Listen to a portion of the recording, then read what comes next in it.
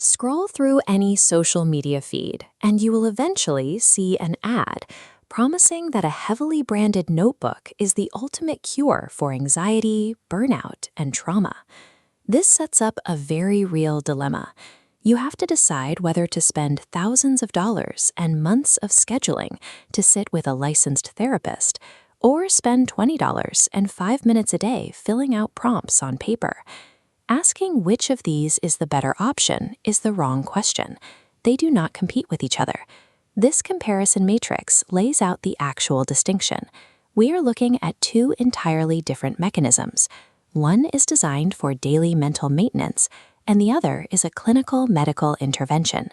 Journaling is the maintenance tool. It acts like going to the gym. It builds resilience, helps you process the ordinary friction of a demanding day, and establishes intentional habits to keep a healthy system running smoothly. Therapy is the medicine. You go to a physical therapist when you have a torn rotator cuff that a gym workout will only make worse. It addresses the root causes of psychological distress, from complex trauma to clinical anxiety. Choosing the wrong tool carries significant risk. Paying for weekly clinical therapy when you just need a better evening routine is a massive financial drain. But relying on a notebook to treat a severe depressive episode leaves you dangerously stagnant. To allocate your time and money effectively, you have to look past the internet marketing. You need to know the exact mechanical limits of what a pen can do and what a professional can do. A journaling practice happens entirely in isolation. It relies on the deliberate, physical act of translating abstract thoughts into concrete words. The required input is minimal. 5 to 15 minutes of active writing, ideally done daily. What makes this effective is the use of cognitive frameworks.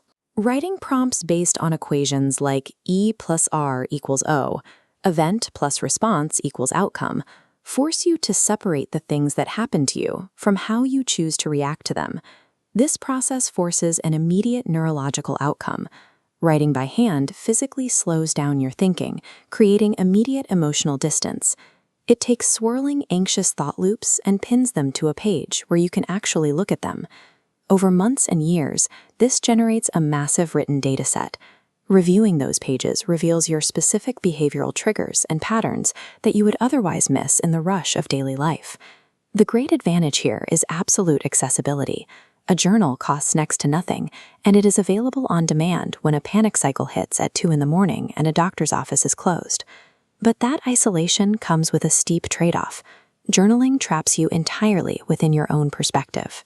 You cannot write your way out of a blind spot if you do not know it exists. It also offers zero external accountability. The practice relies completely on your intrinsic discipline to sit down and do the work. A notebook is incredibly effective at organizing the chaos of a capable, busy mind, but it is mechanically incapable of treating an injured one. Therapy removes you from that solitary environment. It places you in a clinical, relational setting managed by a licensed, regulated professional. The input shifts dramatically. This chart plots interventions by effort versus clinical impact. Journals sit low on both axes. Therapy sits in the extreme upper right. You are paying an expert for pattern recognition and formal diagnosis, requiring massive commitment, but yielding the highest possible clinical result. Beyond diagnosis, therapy provides what psychologists call a corrective relational experience. Deep wounds are often formed in relationships, and healing them requires a safe, guided dynamic with another human being who can identify the cognitive distortions running your inner monologue. The first trade-off is obvious. The friction is incredibly high. Therapy places an extreme financial burden on the patient and imposes rigid scheduling constraints that disrupt the work week. The second trade-off is the discomfort of the process itself. Progress requires forcing yourself into extreme vulnerability with a stranger, week after week. Therapy is the necessary escalation. When internal maintenance tools fail to resolve the friction in your daily life, clinical intervention takes over. If you have the resources, integrating both environments creates a closed-loop system for managing your mind. Before you step into the therapist's office, you use your journal. You document raw data, daily stress triggers, and recurring thoughts so that your 50-minute clinical hour is highly targeted. This cyclical timeline illustrates how the two interact. After the session, you capture clinical insights on paper immediately before they fade. This continuous loop takes office breakthroughs and rapidly integrates them into your everyday behavior.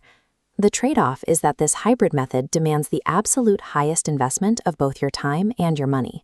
It heavily tests the limits of anyone who is already time poor, but it yields the highest possible return on emotional stability. Choosing your tool depends on an honest measurement of your baseline. Is your distress impairing your daily functioning?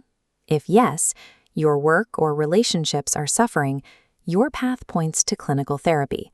If no, you're dealing with everyday stress, your path points to a daily journaling practice. Consider the overwhelmed optimizer. This is a high-functioning, capable individual managing a demanding career and staring down the barrel of burnout.